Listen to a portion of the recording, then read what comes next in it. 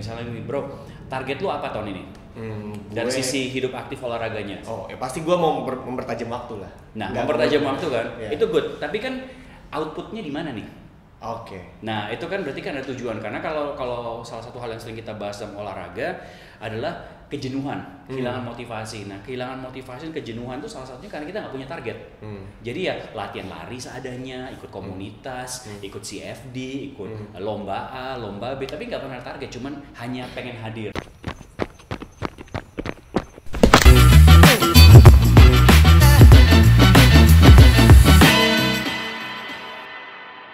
Hey everyone, welcome back to YouTube channel Cerita Lari powered by Pengen Ngobrol Podcast bersama gue Yano sebagai host kalian. Dimana di konten ini kita akan ngobrol banyak bersama dengan para finisher World Marathon Majors yang sudah selesai maraton di masing-masing kota. Dan yang kali ini bintang tamu gue ini dapat sekali finish maraton kemarin di Tokyo, dapat 3 nggak, bonusnya banyak banget ya. Asik ya? Asik. Sesuai angka. Oh iya, aduh dimasukin lagi ke situ. Gue demen di bintang tamu. 1, 2, 3. Paket lengkap, udah finish Tokyo, dapat 6 star, dapat juga tercatatkan namanya di Guinness World Record. Waduh. Bangga, seru ya? Seru.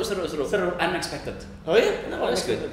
Ya kan nggak menyangka bakal, kan tahunya dapat World Major sama finisher Tokyo, tapi ternyata ada Guinness World Record-nya yang terjadi kayaknya 2 bulan sebelum acara. Jadi kita semua sebenarnya dapat email kan, dari abotnya dapat email bilang oke, ini bakal ada slot tambahan dan berhubung ini adalah event maraton dari Six Stars-nya terbesar di mana yang finish itu bakal paling banyak mendapatkan 6 stars. Jadi masuk ke Guinness World Record. Jadi kita harus register dulu, mau nggak lu medalinya atau enggak? Ya mau lah, siapa yang enggak? First register, first serve. Please welcome my good friend Matias Gibo. Wow. Yes, let's do this. Host dulu. Just came back from Kamboja. SEA Games. Iya gila. Gimana lu nggak mabok durian lu balik? Ya di sana mah asli kan buah-buahannya banyak banget. Dan jujur, orang Kamboja itu sangat jujur dan menghargai makanannya. Jadi buah-buahannya itu semua tuh seger, manis dan enak. Gue ada kejadian di mana gue pengen beli buah manggis. Nah si ibu-ibunya nggak terima gue beli buah manggis. Gue bilang kenapa, kan bahasa Tarsan dulu. No. Terus akhirnya dia ngomong not good. Karena serius loh. Ini penjual, gue mau beli manggis bilang not good. Come back tomorrow. Nah ini balik lagi besok pagi kan, kebetulan di depan hotel kan. Ya udah gue beli besok paginya, manggisnya benar-benar enak. Wow. Jadi mereka memang terkenal tidak mau menjual barang-barang yang, terutama buah-buahan yang tidak segar. Jadi dan tuh merata di semua tempat. Jadi ditanyain ke orang hotel, bilang no, we are here honest katanya. Tapi udahlah, keberuntungan buat kita, termasuk beli durian itu. Kalau di sini kan milih kan, di sana mereka yang pilihin dan dijamin pasti enak. Jadi kita nggak ribet, tinggal makannya aja. Itu suatu hal yang jarang ditemukan. Gue nggak tahu, mungkin tuh kebudayaannya atau takut sama karmanya kalau udah meninggal gitu kan, bisa jadi kan. Jadi mereka mau berbuat sebaik mungkin gitu. Soalnya gue tidak melihat hal itu yang berseliweran di medsos sih soalnya. Betul. Gue aja melihat hal-hal yang rame aja di situ. Tapi by the end, akhirnya lo pulang selain bawa oleh-oleh kebanggaan Indonesia masuk peringkat 3 akhirnya ya. Lo juga viral. Iya, unexpected juga itu. Tell me what happened waktu itu. Itu kan sebenarnya kebiasaan kita. Maksudnya kan kebetulan dan komunitas lari kami juga sangat peduli dengan lingkungan kan. Jadi ada movement Run for the Ocean-nya, ada Move for the Planet, terus produk-produknya juga kita kalau lari nggak boleh menggunakan program plastik gitu kan. Jadi membersihkan itu menjadi suatu kebiasaan di rumah juga kan. Nah ini sebenarnya mulainya itu sebenarnya kan kalau misalnya dalam SEA Games kan konteksnya banyak negara. Nah kita itu dalam setiap kontingen di arena pertandingan tuh memiliki tenda masing-masing lah. Itu tempat ganti lah, ngadem lah dan semua, karena memang cuaca saat itu sangat ekstrim, antara 40 sampai 50 derajat. Kayak lebih panas daripada di sini dong. Kebetulan ada heat wave. Jadi ya panas banget. Jadi kita mendapatkan tenda masing-masing. Nah kan ya di depan tenda kita kan ada atlet warming up, ada barang-barang kita, orang datang, official maksudnya yang boleh berada di situ. Nah di depan situ kan mulai itu kan botol minuman banyak. Kan berhubung panas jadi otomatis minum dong. Nah di situ situ kan mulai sampahnya mulai banyak kan. Nah, Lo konsumsi minum juga pasti banyak banget sih. Lumayan, nggak tahu berapa liter tuh. Belum sama kopi ya. Iya. Di sini aja gue udah banyak minum, apalagi di sana betul. Jadi udah dimulai bersihkan di depan, masukin ke kardusnya, terus masukin kantong plastik yang ada. Ya udah mulai ngumpulin. Nah, kalau udah lu ngumpulin, akhirnya lu jalan nggak menyadari udah di kontingen sebelah, lu mulai bersihin sampai ke pasirnya. Akhirnya nemu terus kan dari sudut mata nih, lihat wah itu ada straw, tuh ada plastik, ya udah jadi bersihin aja, why not, berhubung lagi kosong waktunya ya ngabisin sejam lah di situ, lumayan dapat 8 sampai 12 kardus dan kantong ya. Dan ternyata ada yang videoin, ya udah. Wow, seguting lah. Untung the good thing yang viral. Untung the good thing ya. Iya. Yang lainnya enggak. Dan makanya gue melihat, wih, viral nih Bapak. Follower naik berapa ya? Naik kalau turun gue nggak tahu sih, kan gue nggak tiktokan jadi kan. But yang ramai banyak di medsos sana lah gitu kan, seperti negara ini kan setahu gue Kamboja tuh pertama kali first time mereka menjadi penyelenggara event kelas internasional lah, let's say ya. Yes. Gitu, dan di yang berseliweran dan yang kelihatan juga di medsos. Nah ini kayak gini nih, gue semenjak semakin kesini gue agak punya trust issue sama medsos. Jadi selagi gue kenal ada orang-orang di sana yang terlibat, kenapa nggak gue tanya langsung aja? Gitu. Oke, nah, good things and bad thingsnya penyelenggaraan di sana gimana? Nah ini sebenarnya kita harus melihat dari dua sisi ya. Yang pertama, kita nggak bisa membandingkan Indonesia dan Kamboja. Karena kalau kita melihat dari negara kita Indonesia, kita ini udah kaya dengan event, banyak banget, mulai dari 5K, 10K, penyelenggara sepak bola lah, olahraga lain lah, triathlon, name them, event musik segala macam. Jadi sebenarnya Indonesia kita dengan penyelenggaraan olahraga internasional juga udah sangat udah sangat paham. Jadi sudah banyak sekali kita sudah advance lah. Nah, sedangkan Kamboja sendiri, ini SEA Games ini pertama kali diadakan di negara mereka, dan mereka juga negara yang jarang sekali atau hampir tidak pernah mengadakan event-event besar. Olahraga apa juga gitu? Olahraga itu mungkin ada tapi sifatnya lokal. Sifatnya lokal. Kemarin contohnya sebelum kita membahas itu lagi, waktu di tempat di mana saya menjaga di cabornya di triathlon, mereka bilang kita ada triathlon tapi pesertanya cuma 50 orang. Ya kita bandingkan 50 orang tuh kayak komunitas lari kita Sunday morning itu udah lebih kan. Jadi kebayangkan, jadi 50 orang tiba-tiba harus hosting 11 negara itu beda. Nah, itu satu sisi. Nah yang kedua, kita juga harus tahu bahwa Kamboja itu kan negara yang memang baru lepas dari sebuah rezim yang sangat keras kan. Jadi di mana sekali banyak terjadi pembunuhan ya, dan mereka itu benar-benar orang-orang yang memiliki pendidikan, orang-orang yang di atas lulusan SMA itu semuanya dibantai, dibunuh. Itu negaranya dari situ. Jadi mereka ini baru lepas dari situ dan mencoba membangun negaranya. Soalnya mereka lagi istilahnya membangun kembali. Jadi ya 10-20 tahun terakhir mereka menanam padi pun masih belajar caranya. Sementara negara kita kan menanam padi kan itu salah satu eksportir. Betul. Jadi kita harus melihat dari sisi itu. Nah, penyelenggaraan ini menurut saya memang kekurangannya banyak. Tetapi karena kita harus tahu nggak bisa membandingkan apple to apple, dan ini penyelenggaraan pertama buat mereka, justru kita harus apresiasi karena mereka memberikan yang terbaik yang mereka punya. Dan menurut mereka itu baik, buat kita, wah kekurangannya banyak nih. Nah ini buat mereka justru sekarang karena di depannya kalau mereka menyelenggarakan lagi, mereka memiliki sebuah tolak ukur untuk menyelenggarakannya. Ya lah, terlepas dari bendera terbalik yang itu menurut gue sih nggak bisa ada bendera terbalik. Itu nggak bisa dimaafin. Kalau itu mah itu keterlaluan sih ya. Kalau mau mati lampu lah segala macam bebas. Bendera terbalik kan ngajak perang, yuk mana gitu kan. Enggak. Tapi dari terlepas dari itu kekurangannya ada. Tetapi gue sih sangat apresiasi karena mulai dari LO-nya, dari panitianya, dari penyelenggaraannya, dari menyanyikan lagu kebangsaan pada saat medal ceremony, hal-hal lainnya, terus transportnya itu lah, itu oke. Maksudnya hal-hal positifnya itu banyak. Memang lebih gampang buat kita, terutama di media sosial tuh, untuk menceritakan suatu hal yang tidak baik dan negatif. Itu lebih seru daripada menceritakan, iya kemarin di Kamboja baik-baik aja, busnya 2 jam dari airport ke penginapan, makannya 3 hari sehari dapet, ya bosan kan? Kasihan buzzer nggak ada bahan buat ngerucap. Bener. Jadi memang ada kekurangannya, tapi ini juga nggak mau dijadikan suatu hal yang negatif buat negara itu, karena memang menurut gua di sana ya udah kita enjoy aja, karena kalau misalnya 10 tahun lagi ada, mereka tolak ukurnya dan harapannya lebih bagus gitu. And how about our athletes gitu?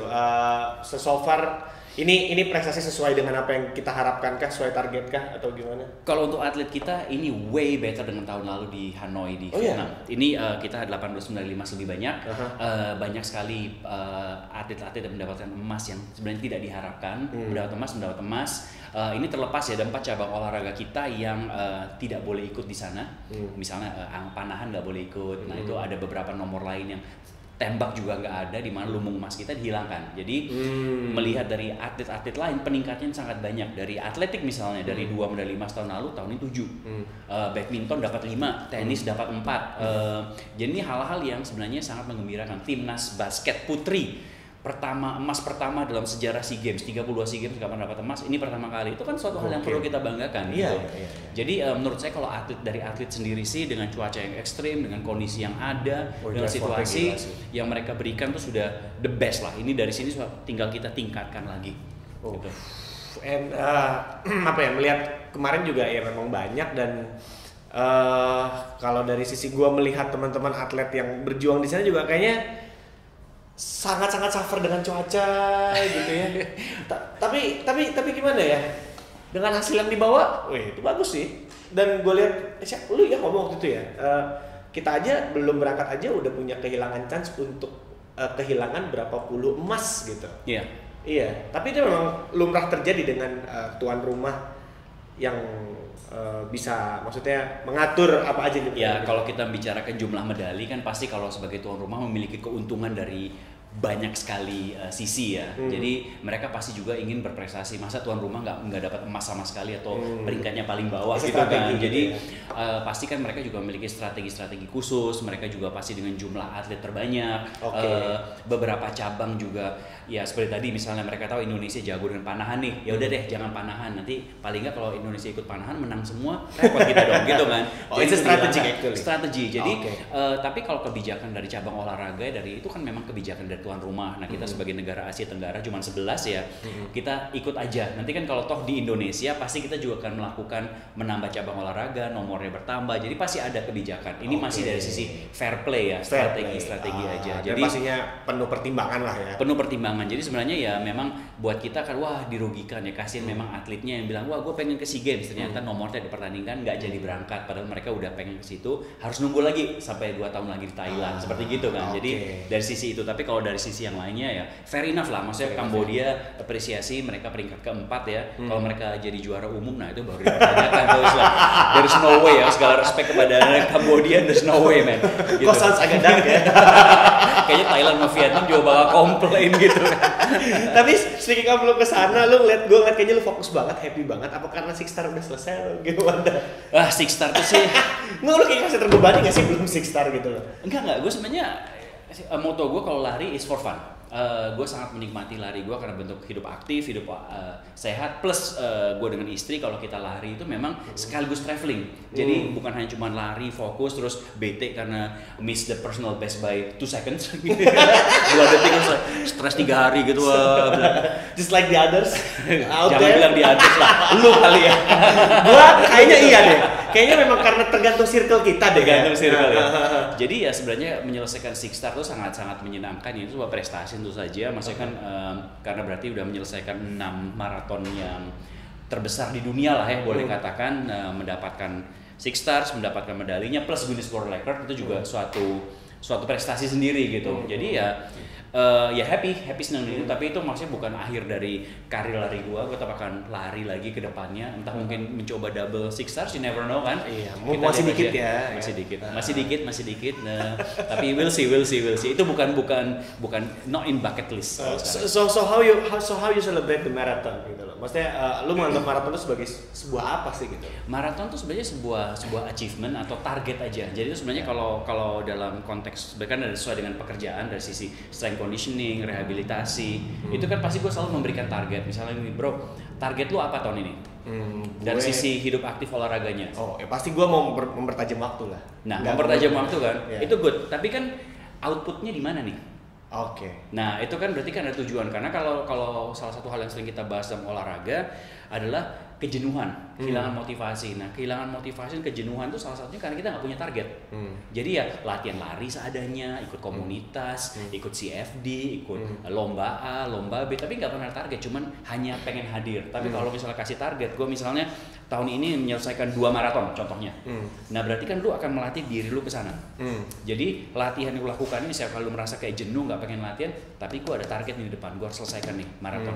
Nah, itu yang sebenarnya dari sisi gue melakukan maraton tuh salah satu bentuk target gue. Oke, tahun ini gue pengen misalnya menyelesaikan kemarin Tokyo. Nah, berarti gue akan latihan strength gue, nutrisinya dijaga, akan latihan lari untuk event itu. Begitu selesai, gue akan cari target lain. Nah, itu jadi itu sebenarnya sebagai bentuk target supaya tetap bisa hidup aktif. Kalau enggak, gampang sekali kita kejenuh tuh gampang sekali. Lu 2 minggu nggak olahraga, mau balik lagi, susah. Terlihat sih dari caption lo tidak panjang, berarti well trained, ya kan? Well maintained, well nutrition juga gitu kan. Ya enjoy aja sih. Walaupun maratonnya misalnya di luar target ya nggak apa-apa, is okay. I mean something can happen during the race, jadi nggak ada masalah. Maksudnya kalau caption panjang 3 part gitu kan, what happen gitu, jangan. Mostly sih jangan negatif lagi. Mostly sih klarifikasi kayaknya ya. Kenapa? Mostly sih klarifikasi kayaknya. Klarifikasi. Jadi gue sebenarnya no. So kayak kemarin Tokyo deh. Kita tahu Tokyo cuacanya lumayan dingin ya. Enak. 6 derajat tuh enak loh. Enak. Dan semakin dingin performa semakin bagus. Tapi ini yang pengen gue tanya deh. Let's say tipikal karakternya orang Indonesia aja deh, memutuskan untuk pergi keluar untuk maraton. Itu karena mereka memang ngincer karena cuaca di sini panas dan mereka udah nggak kuat panas, gue mendingan di luar dengan dingin. Apakah itu suatu keuntungan buat kita? Yes. Performa kita akan jauh lebih bagus. Kenapa seperti itu? Karena kalau misalnya kita dalam cuaca panas gini, kita bisa performa. Misalnya kita berlari, contohnya sesimpel lah, kita lari 10K aja paling gampang ya. 10K misalnya 1 jam 15. Nah, ini di cuaca panas kita bisa menjaga pace kita sedemikian rupa untuk menyelesaikan nomor 1 jam gitu kan. Nah, tapi kalau di luar dengan pace, dengan cuaca yang jauh lebih dingin, kelembapan jauh lebih rendah, cuaca lebih enak, heart rate kita nggak akan cepat naik. Kalau heart rate kita nggak cepat naik, performa kita dan pace kita justru bisa kita tingkatkan. Karena misalnya kita contohnya di sini, misalnya lari pace 6 dengan humidity, itu akan langsung zona 5 cepat sekali. Mengapa? Karena kan ada panas, humid kan, itu faktor eksternal. Tapi kalau di luar, misalnya pace 6 tapi cuacanya dingin, itu mungkin masih zona 3 kayak gitu. Itu akan sangat berpengaruh faktor cuaca. Oleh karena itu makanya kalau kita mencari PB pasti di cuaca yang jauh lebih dingin. Gitu. Jadi ya itu sangat berpengaruh. Nah, buat kita ya di luar negeri juga satu kan jalanannya pasti steril, terorganisasi dengan baik ya. Ya gue cuma sampai situ aja lanjut ya. Kenapa, pengalaman lu apa di situ? Lu pasti banyak cerita deh. Hidupnya aja udah gini. Come on, bring it on. Iya, kalau bicara soal jalur steril sebenarnya banyak faktor sih ya. Kalau masalahnya menurut gua mungkin kayaknya dari kesadaran masyarakatnya deh. Betul. Ya nggak sih? Karena kalau gua lihat ya jalur steril berarti banyak pihak yang sudah mengerti akan adanya ini gua mau bikin ini gitu loh. Iya. Tapi kan kembali back again tergantung gini lah, kayak let's say kemarin aja deh, beberapa hari yang lalu deh gue lari aja tuh ada kalau ada event lari di istilah di jalanan yang cukup banyak dilewati orang-orang gitu, jalanan apa istilahnya kalau jalanan pusat lah atau kayak gitu-gitulah, masih banyak klakson kayak gitu loh. Masih di bel. Iya, masih di bel. Kenapa ya menurut lo? Ya kayaknya menurut sih itu kesadaran sih kan, kalau di luar kan ada event lari itu merupakan selebrasi dari seluruh kota ya. Masa nggak jauh-jauh deh, kemarin di SEA Games saja itu banyak sekali panggung-panggung, orang-orang lokalnya datang, mereka cheering, bukan hanya negaranya sendiri, tapi mereka juga cheering negara lain. Buat mereka tuh a celebration, jadi menikmati, wah ini ada suatu event, ini bagus buat kota kita, let's do together. Itu dari situ, jadi mereka menghargai, itu sangat-sangat penting sih. Atau karena kita nggak dijadiin hari libur nasional atau apa gitu? Hari Minggu, Bo. Hari Minggu banyak yang kurang merah apa tanggalnya kan? Nggak, maksudnya kalau ada event-event gede jadi hari libur gitu ya, benar-benar libur semuanya gitu. Emang kan nggak semuanya libur juga. Nggak semuanya libur. Hari Minggu kan, kayak gitu loh.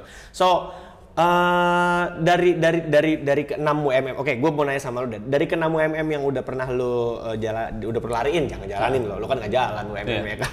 Jalan, ya yang Tokyo gue jalan loh. Serius? Ada jalannya, terutama 2 kilometer terakhir. Kenapa jalan? Enggak, gue sangat menikmati kan, gue sadar ini adalah my 6th one kan, untuk World Star, World Major. Yang penting target gue di situ ada 8 checkpoint, means ada 8 bus, dan gue nggak mau naik bus. Kan gak lucu. Yang keangkut bus udah pernah kita wawancara? Udah. Udah. Kasihan. Ada. Bus 1 atau bus 3? Dia kalau nggak salah bus yang di kilometer 30-an tuh. Ampun, udah 35 ya kalau nggak salah. Itu terakhir ya? Oke, sorry about that. Nah, gue pokoknya targetnya, gue nggak mau naik bus. Nah, gue larinya memang motivasi saat itu, gue nggak mau menyelesaikan dengan cepat, tapi ikut aja lah pace-nya yang ada. Nah, sampai kilometer 35 itu gue lihat catatan waktu gue sangat stabil. Maksudnya setiap 5 km 28 menit, 27 menit. Jadi enak gitu kalau diterusin bisa sub 4-nya dapat jauh lah ya. Nah, dari 39 gitu gue bilang, waduh sayang banget nih. Jadi 39 sampai 42 itu sekitar 45 menit gue jalan kaki. Sambil foto-foto, berdiri, senang-senangnya menikmati aja. Terutama 200 meter dari garis finish gue berhenti sebentar, ngeliat garis finish. Look back dari 5 yang lainnya, ini perjuangan nih tinggal 200 meter lagi gitu. Jadi benar-benar enjoy lah, pure enjoyment. Pasti orang yang nge-tracking lu tanya, ini Coach Matias kenapa tiba-tiba berhenti? Kram gitu kayaknya, kok jadi lama gitu. Ini ya mungkin karena tergantung circle gua ya. Gitu. Iya. Soalnya habitnya di sini kalau misal udah dapet ballot, yang sering ngeposting dia gagal, yang dapet gak mau posting. Kayak ngerasa udah jadi sorotan dunia banget gitu loh. Betul. Iya, dan nanti hari H di tracking gitu loh. Ya pasti itu banyak sih yang tracking, tapi ya nggak apa-apa sih. Maksudnya kan mungkin karena teman-teman juga ada yang kenal gue juga tahu kan maraton buat gue juga sangat menikmati ya. Gue selesainya bagus enggak juga tetap aja happy gitu kan. I don't care gitu kan. Penting senang, happy. Kan nggak ada yang gagal dalam menyelesaikan sebuah race. Mau peringkat 1 atau peringkat 27.000 tetap aja lu selesai itu achievement pribadi kan. Meskipun disalip nenek-nenek, kakek-kakek. Kalau itu nggak tahu lah, gue mungkin stresnya mungkin 3 minggu kali. Tapi nggak ada yang nyalip. Dan itu terjadi. Oh enggak. Itu terjadi? Oh terjadi. Di mana? Kemarin di Berlin. Oh di Berlin? Gue nggak bisa ngejar balik. Oh ya? Nggak bisa ngejar balik. Nggak ngejar balik? Lo nggak itu, dan itu pas pada saat momen dimana gue pengen pas larinya enak. Pas gue lari pace 4:40 dan diselip. Anjir. Terus gue nggak bisa ngebut, nggak bisa ngejar. Itu neneknya gue masih tahu gitu, namanya Crystal. God bless her, Crystal. Udah itu namanya Crystal. Oh wow. Kayaknya lu punya banyak cerita di setiap kota deh. Ada ya. Kita simpan aja buat di sesi 2 deh sama Coach Matias Ibo. So we'll be right back. Masih di YouTube channel Cerita Lari powered by Pengen Ngobrol Podcast, still with Coach Matias Ibo. Cheers.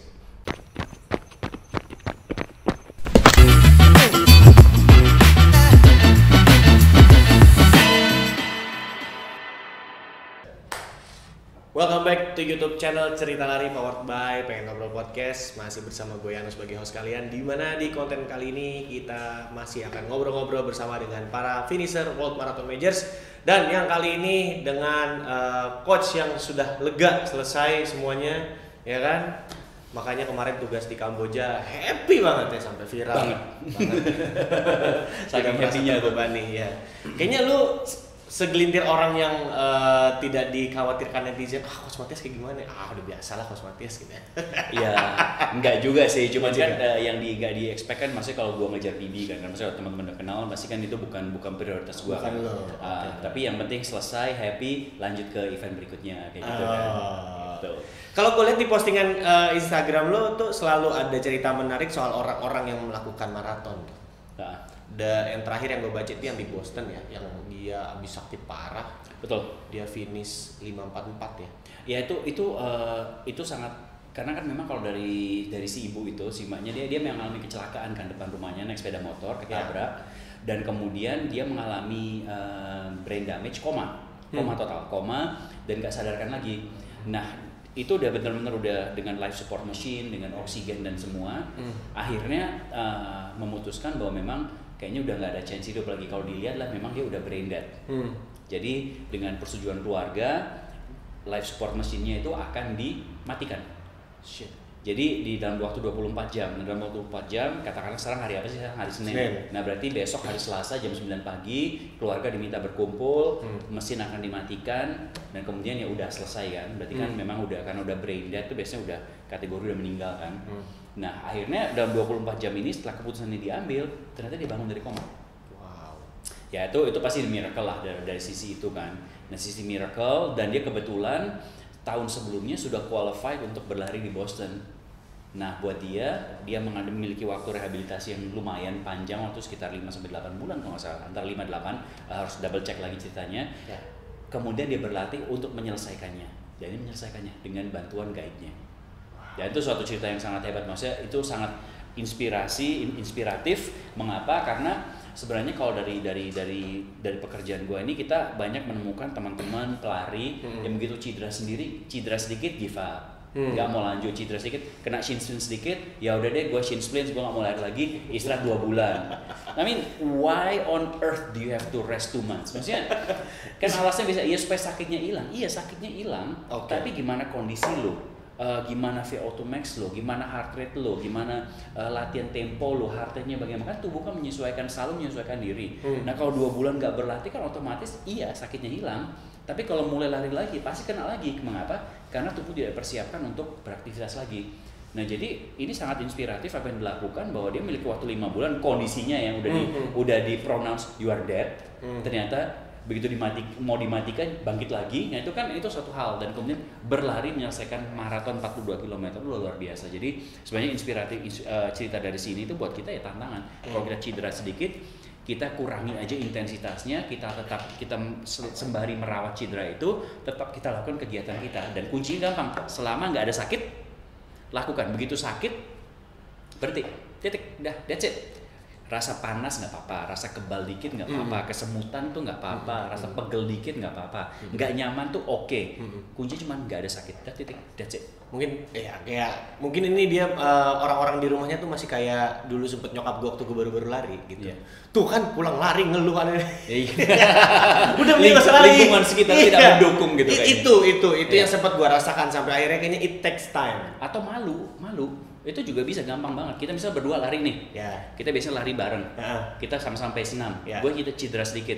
Nah gue mau lari, gue nggak mungkin pace 6 dong. Pasti turun pace 7, pace 8 kan. Langsung merasa minder, malu lah. Lu kenceng deh, gue malu deh. Ada sih. Gak enak. Nah itu ada juga tuh, apalagi di budaya kita ya. Bukan negatif, tapi memang that's a fact. Jadi gini. Iya, begitu. Ada sih. Ada. But it's not a good habit sebenarnya. No, it's not good habit. Gitu. Oke. So dari lu berjalan maraton, lu ketemu tokoh-tokoh inspiratif, termasuk disalib nenek-nenek. Itu juga nenek kristal ya. Gimana tuh ceritanya nenek kristal tuh? Itu di Berlin sebenarnya kan. Itu di Berlin 2017. Itu WMM kedua. WMM kedua 2017. Kita berlari aja tadi pace santai 440 gitu kan, pace 440 berlari enak, udah kilometer 25 udah merasa ini sesuai timing nih, tiba-tiba santai 440 kayak come on young man, kayak gitu kan, kayak lu usia berapa sih gitu. Tapi santai 440 itu agak humble break sedikit loh emang. Humble, tapi itu 2017 ya. Kan memang kalau kita berlari maraton kan pasti ada pace tertentu yang kita ingin tempuh kan. Nah itu memang pada saat itu memang enaknya di situ. Pada saat itu. Sekarang udah mungkin beda. Bener-bener lewatin gitu aja. Dilewatin, dan lewatinnya nyantai, nggak nafasnya juga kayak dia santai, bersiul-siul pun masih bisa kayak tek stabil gitu. Wow. Tapi kalau gitu kelihatan lah dia memang sudah menekuni olahraga itu, udah bertahun-tahun, udah menjadi kenikmatan buat dia, personal enjoyment. Kelihatan ke orang kalau berlari based on enjoyment atau karena pressure mencapai sesuatu, nanti kelihatan sangat-sangat enjoying. Jadi itu buat kita, jadi kita sampai usia 120 tahun pun masih tetap harus berlari jadinya. Lu pernah menganalisa nggak sih, maksudnya kalau dilihat dari kemampuan larinya orang Indonesia dengan orang luar negeri itu bedanya, maksudnya mungkin yang di usianya selevel sama kita gitu ya, sama lu sama gue gitu, tapi dia bisa lebih cepat gitu loh. Itu kenapa ya? Lu pernah melakukan studi atau riset atau apa gitu nggak? Kalau studi nggak, tapi kalau baca itu sesuatu lifestyle ya, kebiasaan. Kebiasaan dimana kalau di luar tuh kan. Nah ya, lifestyle seperti apa? Satu kan, memang didukung oleh, terutama kalau kita bicarakan luar itu kan bicarakan misalnya negara-negara yang memang di mana ada World Major Marathonnya ya, yang mendukung ya. Itu maksudnya kita harus pukul rata di situ.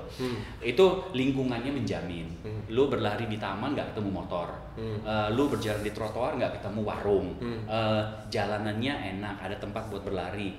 Kedua, seperti tadi kita bahas sebelumnya, pengemudi itu menghormati pejalan kaki. Mau itu jalan pasti ya sesimpel lah, zebra cross, ada orang mau nyebrang, mobil pasti berhenti. Di sini lu di atas zebra cross di bel. Sesimpel hal gitulah. Jadi lampu kuning nanggung masih bisa jalan. Lampu kuning bisa accelerate gitu kan. Masih bisa jalan. Jadi sesimpel hal itu, jadi lingkungannya yang aman di mana bisa berlari dengan enak, plus udaranya mendukung, nggak panas. Lu mau lari jam 6 pagi atau jam 11 siang sama aja, jam 11 jam lari ya di luar aman-aman aja. Mengapa? Karena kan nggak sepanas ini, nggak selembab ini. Jadi menjadi suatu kebiasaan. Nah, tetapi kebiasaan ini adalah habit yang mereka bangun, disiplin, konsisten di situ. Dan mereka juga melakukan pure for health, for enjoyment, bukan untuk mengejar suatu untuk bangga-banggaan. No, kelihatan kok dari si ibu ini, si nenek ini yang nyelip itu kelihatan kok dia berlari pure enjoyment tuh kelihatan. Dari orang tuh gampang saya kelihatan dia tuh benar-benar pressure untuk melakukan sesuatu atau untuk ketawa-ketawa atau seneng tuh ada beda. Gitu. Kalau gue lari waktu itu kepikirannya mau berhenti tuh takut diomongin aja udah. Takut diomongin. Jadi kayak gue gak enjoy. Kayak gue gak enjoy kayaknya ya gitu. Kenapa lu? Cedera. Lu kram. Diomongin lari. Kurang minum sih lu. Gitu. Pasti gitu. Udah langsung tuh timbul lah. Oh ada orang-orang bercanda. Salah circle kayaknya. Salah circle tuh gitu. Tapi dari tadi Berlin nih sama nenek gitu. Dengar-dengar lo juga pernah hilang dari peredaran. Iya itu betul juga. Itu bikin panik terutama lingkungan, terutama bini gue yang sangat panik. Nah ini terjadi gue harus nyebutnya terjadi di Boston tahun lalu. Jadi kan kita kan semua pada chipnya dan kita bisa tracking kan. Nah ini pada saat trackingnya tuh oke aja, maksudnya aman sampai dengan menit 45 kalau nggak salah. 45 minutes ya, 45 minutes. Ini gue dengarnya setelah selesai ya. Jadi kan kalau misal gue dengan bini gue, kita pasti lihat nih belajar petanya kan. Dia bilang gue pengen nyegat tuh di kilometer berapa aja nih. Jadi sama-sama belajar peta. Nah gue nyelesaikan. Nah dia lihat Google Maps-nya nih. Berarti gue harus naik MRT-nya kemana, busnya kemana gitu kan. Jadi untuk nyegat. Nah ini dia sedang menuju perjalanan, mau nyegat gue di kilometer berapa, 12-13 sana. Tiba-tiba dia lihat nih di peta, berhenti. Nah berhenti kan biasa lah, kita bisa ke toilet, bisa mungkin lagi di hydration point, bisa minum, itu kan bisa. Tapi berhentinya lama. Terus tiba-tiba itu kan kalau ada grafiknya kan, tiba-tiba turun ke bawah, plok, diem lama. Kayak pace langsung average kosong. 2 menit kemudian tulis Marquez Ibo out of the race. Waduh, panik kan? Wah dia in the middle of Boston, di dalam bus, in the middle of nowhere, panik dong, out of the race. Plus ya masih kan bini gue udah kebiasa lah cerita ini gimana ya, ada yang heart attack lah, ada yang meninggal lah, ada yang cedera ini langsung kayak oh no gitu kan. Itu kan masih itu segala spekulasi ada di kepala gitu ya. Terus yang nggak menyenangkannya, temennya yang telepon out of the blue, Elif, apa kabar? Baik. Terus kayak diem bilang, suami lu di mana? Tambah lagi. Nah dan terus tanya tadi pagi dia tidur nggak bisa sih. Nah cuma ya kita kan orang Indonesia punya berbagai macam firasat. Nah pagi itu ya gue nggak notice, cuman bini gue kan tahu kebiasaan sebelum maraton, hari sebelumnya ngapain, makannya, bagaimana tidur kan semuanya sama kan. Nah pagi itu dia nanya gimana hari ini, gue cuma bilang ini kan Boston, jadi kan excitementnya beda gitu. Feeling gue nggak enak nih hari ini, tapi ya udahlah, masih kan sebelumnya gue agak sedikit ya deg-degan gitu kan. Dan dia makanya sebelum itu lo bilang gitu. Iya, gue bilang paginya, gue bilang gitu. Gue bilang iya sih enggak baik, cuman tadi pagi sih memang dia bilang kayaknya hari ini agak nggak enak, agak deg-degan aja, beda gitu. Jadi agak not sure he can finish it. Masih kita ngomong kayak gitu kan. Terus out of the race, panik loh dia. Tambah lagi. Panik dan ini lama dia mau coba nelpon hotline-nya dari Boston-nya, emergency-nya nggak ada yang bisa kasih kabar. Panik, sekelas Boston lah ya. Itu gue tulisin feedback ke mereka kok. Maksudnya untuk ini ke keluarga, kalau ada apa, walaupun nggak ada tolong ditenangkan atau gimana. Masa nggak ada yang tahu kabar kan? Kalau ada ambulance deploy bilang oh no there is no report, paling nggak there is no report from our medic tent, itu kan udah menenangkan kan? Iya. Masa Boston lah, ini bukan yang kayak kota emergency crisis kota lain yang dekat dengan kita. Krisis manajemennya masih manajemen. Jadi ada. Nah ini sebenarnya catatan buat mereka. Tapi gue kan nggak tahu ini. Jadi gue lari aja kan, memang nggak ada apa-apa. Baru kemudian sejam kemudian setelah itu tiba-tiba nama gue muncul lagi, kling. Kok bisa gitu ya? Nggak tahu, ada glitch di mana. Dan tanya, lu keluar dari jalur nggak? Enggak. Gue ikutin jalur aja. Gue nggak mau cheating gitu kan? Iya. Ya apalagi kalau ketahuan cheating jadi omongan lagi. Udah pernah itu kan? No next something. Iya, terus lu harus undang dong yang itu. Tahu masih mau nggak ya? Yang naik MRT itu. Terus Terus akhirnya setelah keluar glitch tiba-tiba lo ada lagi. Enggak, dia cerita bilang, oh my goodness katanya ada, kenapa nih? Nah baru akhirnya dia nyegat gue di kilometer berapa? Kilometer 33. Nah gue kan tuh, ketemu Mini Wong sama halo apa kabar? Foto bareng selfie. Enggak, dia cuman kayak bilang you have no idea. Wah, gue cuma bilang kaki gue sih capek, coba buat you have no idea, you have no idea, lari maraton. Terus akhirnya begitu beres ya udah, maksudnya kan kalau beres tuh kebiasaan gue kalau finish, bini gue tuh pasti tahu, gue pasti minum bir. Oh, itu pasti setelah maraton. Itu isi kalori dengan cepat. Oh ya? Celebration plus quick calorie refill. Kita taunya Celebrationnya, quick calorie refill-nya. Oke, this is new thing. Gue harus kasih scientific reason-nya juga lah. Iya, sure. Enggak, maksudnya. As long as you can explain it, okay. Itu kan kalau kita misal lari maraton kan kita burning kalorinya itu sekitar 4.000-an kan. Betul. Dengan 4.000-an. Nah begitu lu finish, lu nggak mungkin dong makan telur 10 biji atau makan nasi goreng atau apa sih kan nggak mau kan. Jadi yang paling cepat kan dari minum kan. Oke. Nah, gue celebration sekaligus kalori dengan bir karena kan bir tuh kalorinya tinggi. Jadi paling nggak ada kalori masuk dulu. Oke. Ya udah setelah itu baru menikmati yang lain gitu. Jadi dia tahu. Jadi setelah gue sambil keluar, gue minum, baru dia cerita tentang kejadian ini. Jadi bilang, wah menarik juga ya bilang ya. Bilang, iya gue kira di mana, buset. Kayaknya traveling lu tuh selalu ada cerita ya. Seru. How about the other country gitu, kayak yang di Amerika deh, let's say New York, Chicago gitu. Kalau ada kejadian serupakah atau ada ketemu orang yang menarikkah gitu loh? Kalau di New York sih mungkin ketemunya beberapa orang yang memang kalau lari mereka pakai kostum atau larinya tuh waktu itu dari cuma pakai celana dalam doang tuh ada. Itu gue pikir nih 1 derajat nih orang udah gila atau apa memang dia nggak finish. At the end gue dengar nggak finish. Lah iya lo lari di 42 kilo pakai celana dalam doang, nggak pakai sepatu, ya lu mau bunuh diri atau apa ada gitu. Tapi yang unik memang kayaknya semua orang tuh melakukan hal yang tidak terpikirkan atau orang betul. Orang menganggap maraton ini kayak sebuah ya betul selebrasi sih gitu. Selebrasi, nggak maksudnya kalau gue bilang kalau lu melakukan sebuah event maraton ya gak usah maraton ya, mau itu 5K, 10K, 21, 42, lu tuh menyelesaikan sesuatu, lu finish, artinya lu berhasil, titik. Dan lu harus celebrate itu regardless your time, maksudnya lu mau waktunya bagus atau jelek, you finish what you aim for, dari start ke finish selesai. Kalaupun enggak, it's okay. Kegagalan tuh orang tuh hanya gagal kalau dia tidak mencoba mengulang. Kalau gagal berarti nggak mau lagi, lo gagal. Tapi kalau gagal terus mencoba lagi, itu nggak gagal.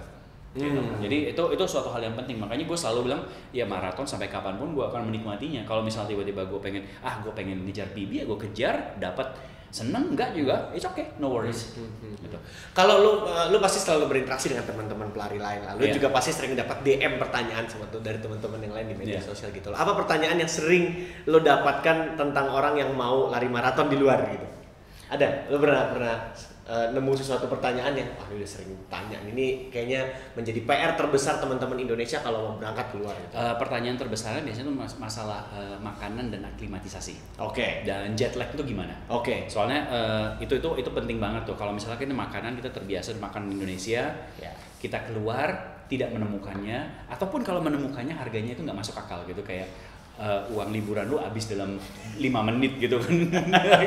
Budget gue cuma segini nih. Ya maksudnya itu kayak di New York ya, maksudnya dengan mie-mian yang enak tuh, dengan mie goreng itu. Jadi sini kan enak tuh 3.000 teh tawar, 10.000 kenyang lah. Di sana gue coba beli $44. Mikir lagi mau beli kerupuk yang putih itu $1 14.000. So jadi tips lu bagaimana? Sebenarnya kalau kita bicarakan ke luar negeri ya, pertama kita tahu nih, misalnya katakanlah kita mau ke Jepang. Maratonnya kan periode latihan kita nggak mungkin daftar hari ini lari besok. Ini kan pasti ada jangka waktu panjang kan. Dulu sih ada. Dulu ada. Dulu sih ada. Daftar lari maraton. Panjang sekali kayak pandemik juga ada ya. Enggak, tapi ini sebenarnya udah jadi patokan pertama, karena pada saat kita misalnya oke, gue pengen Tokyo Marathon nih.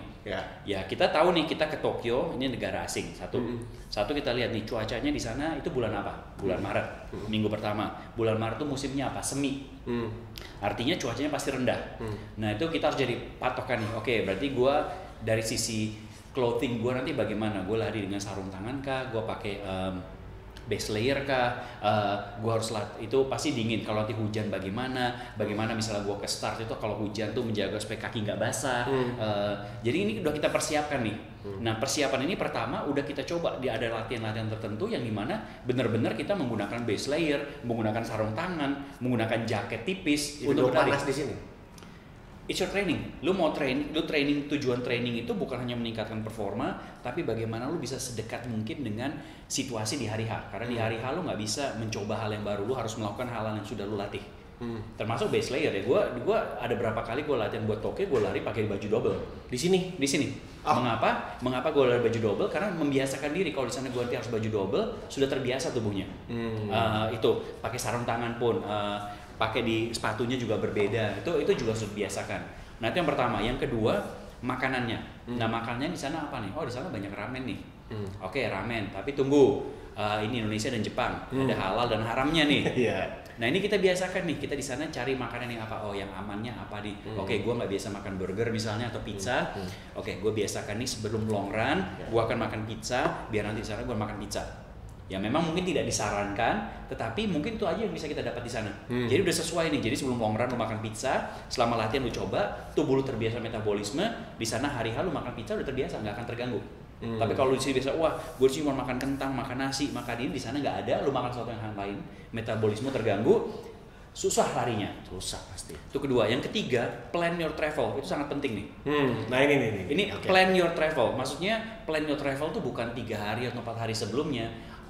Lu mau menghindari jet lag. Nah misalnya lu sebagai seseorang yang mudah tidur tuh enak, kalau gampang tidur dimanapun nggak akan masalah untuk menghadapi jet lag. Tapi kalau misalnya wah gua ini susah tidur, misalnya insomnia, nah itu plan nih. Oke, berarti memang paling enak kalau terbang itu kan malam. Ya salah satunya supaya kan UV kan, itu kan mengapa kita terbang malam tuh aman supaya nggak kena UV kan. Kalau terbang siang UV-nya tetap kena kita. Radiasinya lumayan tinggi. Betul. Nah kita planning nih, kalau kita terbang malam 6-7 jam ke sana penerbangan, kita pasti tidur di pesawat. Pasti. Nah, kalau lu malam tidur, kalau misalnya lu terbang siang, berangkat jam 8 pagi, lu nyampe jam 5 sore, terus lu tidur, malamnya nggak akan bisa tidur. Akan susah beradaptasi di sana. Jadi malamnya pasti kebangun jam 3 pagi, gua gimana mau tidur nih, bingung. Terus paginya udah janjian mau dengan temen lah, mau shake outeran lah, mau jalan lah pasti kan. Jadi akhirnya kondisi lu di sana begitu turun ngedrop. Di hari hanya nanti tiba-tiba waduh 2 hari sebelumnya sorry gua diare, aduh kenapa gua flu, kenapa gua ini, itu karena bentuk adaptasi lagi karena imunitas kita juga berkurang kan. Nah ini plan your travel artinya kita tibanya beli tiket itu arrival kita itu kalau bisa sore. Jadi sore nyampe di bandara, kita bisa ada berapa jam 9 malam tidur di hotel. Jadi langsung istilahnya kita kayak masih membiasakan dengan jam biologis kita aja. Cuma hanya bedanya kita berpindah tempat doang. Berpindah tempat, betul. Jadi kita harus itu. Kalau misal terbang malam, nyampainya pagi, ya udah berarti lu harus seharian tuh jangan tidur di hotel. Bener-bener jalan, abisin lah. Secapek-capeknya abisin aja, tapi lu tahu jam 6 sore, jam 7 gue capek, lu tidur tapi lu dapet malamnya, gitu. Itu penting sekali itu. Dari ke-6 World Marathon Major, ya gue tahu lu orangnya terplan banget dengan tadi penjabaran segala macam ya kan. Secara teori ya. Secara teori. Nah tapi kan secara prakteknya back again. Betul. Ada yang memang sekiranya miss to target atau out of plan gitu kan? Out of plan-nya kalau dari gue itu yang di Chicago sebenarnya. Chicago itu hari Sabtunya itu masih enak cuacanya 8 derajat, minggu paginya 1 derajat dan hujan. So itu plan apa yang lewat? Piung ya. Kita plan apa yang akhirnya? Persiapan barangnya dong beda kan. Kita udah nyiapin hari sebelumnya mau apa.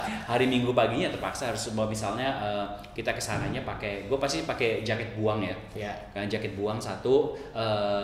Karena dan apapun itu gue pasti mencari drop bag yang walaupun harus bayar kayak di Tokyo kalau drop bag itu harus bayar, gue pasti akan mencari drop bag. Mengapa? Karena gue kesana dengan sepatu yang berbeda, jadi begitu masuk ke start ngedrop bag gue baru akan ganti sepatu. Itu contohnya, karena kan kadang-kadang dari hotel udah pakai sepatu lari kan biar enak. Tapi kalau kena hujan basah becek, lu sebelum lari kaki udah basah dan dingin tuh wah udah selesai itu. Lo harus ganti rencana lagi itu. Iya, jadi gue udah biasanya datang dengan dua pasang sepatu sampai drop bag, baru kemudian sebelum kasih gue ganti sepatu dan di situ menjaga supaya kering kan, gitu. Atau jadi kemudian jaketnya juga dipakai seperti gitu. Nah, miss-nya tuh memang di situ karena kan lu udah plan ternyata gue nggak siap buat melindungi kaki. Nah di situ. Tapi sebenarnya aman, cuman itu pelajaran sih gue langsung note. Oke, next time harus ada mau ada plan A, plan B. dua-duanya harus disiapkan. So that's why maraton itu penuh sekali dengan misteri ya. Penuh dengan misteri, menyenangkan, misteri yang sangat sangat enak tapi tetap dilakukan gitu. Tapi edik ya. Tapi edik. So what's next for Matias Ibo? Will you be double six star? Itu belum bucket list, Okay. tapi gue sudah masukin balot untuk misalnya ke London. Okay. Nanti kalau Tokyo pasti gue akan masukin juga ke balotnya untuk mengikuti. Kalau dapat gue akan larikan. Kalau memang tim mendapatkan double atau triple ya you never know. Tapi untuk sekarang karena memang salah satu hobi terbesar gue adalah bareng istri, adalah kita suka traveling. Jadi kita akan mapping kemana kita mau lari. Jadi ke tempat yang baru, negaranya apa, sekaligus travel dan lari. Dan tetap masih akan nulis blog ya. Masih kalau bini gue rajin nulis blog dan kalau di IG pasti gue juga akan nulis keseruannya aja. Gitu. Captionnya pendek yang pasti kalau udah selesai. tetap. Iya, pada kemakanan sama statement gua. Tapi emang bener adanya sih. Ada. Alright coach, kalau gitu Thank you so much sudah berbagi experience dan juga pengalaman serunya yang pastinya kalau teman-teman mau lihat bagaimana keseruan travelingnya Coach Matias dan juga istrinya ada di blog istrinya. Ada dia nulis. Iya dan juga di IG-nya Coach Matias lah ya, Yes. selalu penuh dengan cerita yang apa sih ini? You have to make everything fun lah, gak usah Iya, terlalu of serius. course. Terutama kalau traveling, lari, just enjoy it. Lu bakal hidup sampai 120 tahun ya, better enjoy it. Kenapa stres gara-gara gagal satu race gitu kan? Ya, why not? There's no point. Always smiling, just enjoy. Live a happy life kan? Yes. So you can give a message for everyone who want to start a marathon. Ya. Please. Oke, lu kalau mau lari jadikan tuh target aja. Itu bagian target yang positif buat hidup kita karena kita memerlukan target. Lari itu paling gampang, jadikan pilih satu event tahun ini atau tahun depan 2 tahun lagi, kejar target itu supaya olahraga kita terbaik. Dan maraton apapun hasilnya itu achievement for you. Mau peringkat 1, mau peringkat 27.000 tadi ya. Yeah. Lu masuk garis start, lu finish, itu achievement buat diri lu dan itu suatu hal yang banggakan karena lu lari buat diri lu sendiri bukan orang lain. Epic message. Yes kan? Thank you so much.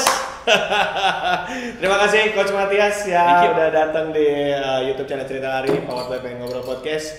So kita akan menunggu cerita-cerita menarik lainnya di Instagram Coach Matias dan juga journey larinya Coach Matias. So kalau gitu, gua Yano sebagai host pamit undur diri. Terima kasih sudah menyaksikan YouTube channel Cerita Lari Powered by Pengen Ngobrol Podcast bersama dengan bintang tamu gue Matias Ibo. We are signing Thank you off. so much. Thank you so much semuanya. Bye bye. Thank you.